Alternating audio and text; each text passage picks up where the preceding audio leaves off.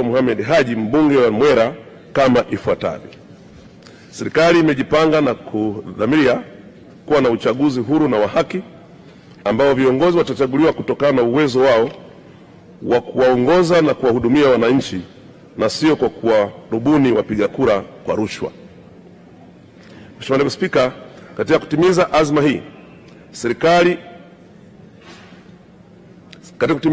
ya serikali, TAKUKURU imejipanga kudhibiti na kuzuia rushwa kabla, wakati na baada ya uchaguzi mkuu wa mwaka 2025 kwa kutoa elimu kwa umma kwa kutumia njia mbalimbali kuhusu madhara ya rushwa katika uchaguzi, kufuatilia nyendo za wagombea na wapambe wao kwa lengo la kuzuia vitendo vya rushwa, kukusanya taarifa za kiintelijensia kuhusu vyanzo vya mapato ya wagombea, wapambe na vyama vya siasa ili kudhibiti matumizi ya fedha haramu, kuchunguza na kuwachukulia hatua za kisheria wagombea na wapambe watakaojihusisha na vitendo vya rushwa wakati wa uchaguzi wa mwaka 2025.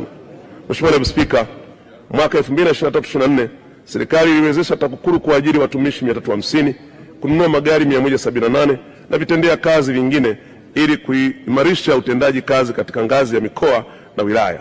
Serikali itaendelea kuiwezesha TAKUKURU kwa watumishi, fedha na vitendea kazi ili iweze kutekeleza majukumu yake ya kuzuia na kupambana na rushwa hapa nchini. Mheshimiwa Zahoro.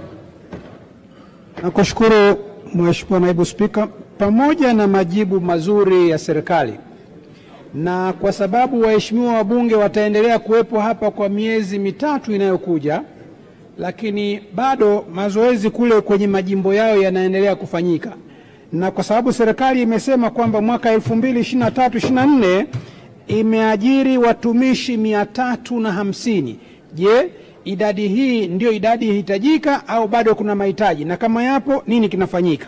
La kwanza. La pili, Mheshimiwa Waziri, ningeomba utusaidie. Kumekuwa kukijitokeza kwa dhahiri dalili za uvunjifu wa amani kwa lugha na kejeli na mambo mengi sana.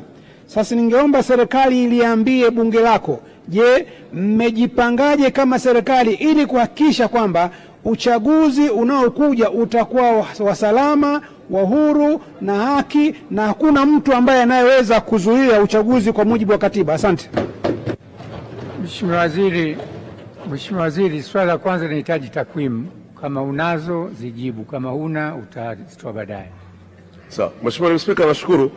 Ninaomba kumjibu Mheshimiwa Zahoro maswali yake ya nyongeza kama ifuatavyo. La kwanza, serikali ya awamu ya sita toka imeingia madarakani imeweka nguvu kubwa sana katika kupambana na rushwa, kuzuia na kupambana na rushwa. Na katika kufanya hivyo tumeweza kupata vitendea kazi ambavyo kweli hatujawahi kupata kwa kiasi hicho toka chombo hiki cha TAKUKURU kuanzishwa. Kupata magari 178 kwa TAKUKURU magari mapya, na ambao hawakupata mapya basi ya kwao ni mazima sana. Kwa hiyo itatusaidia katika kupambana katika ngazi ya wilaya.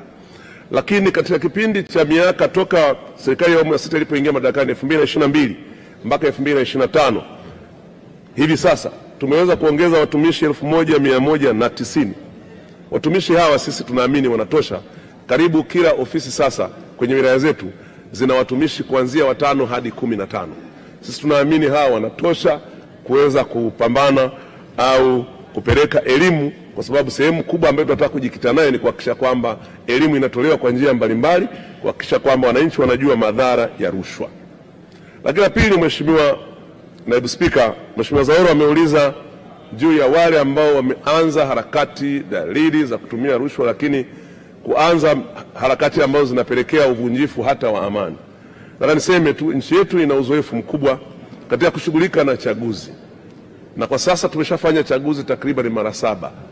Uzoefu huu unafanya nchi yetu kuwa mwalimu wa demokrasia katika kanda yetu huu, na kwa hivyo nikuhakikishie kwamba kwa wale ambao wamejiandaa kuleta fujo au kuleta mambo ambayo yanaleta sintofahamu kwa jamii, serikali hata siku moja huwa haipumziki wala hakuna gap.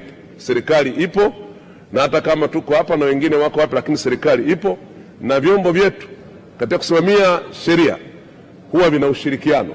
Kwa hiyo hakuna mahala ambapo kutakuwa kuna upungufu wa watu wanaosimamia sheria.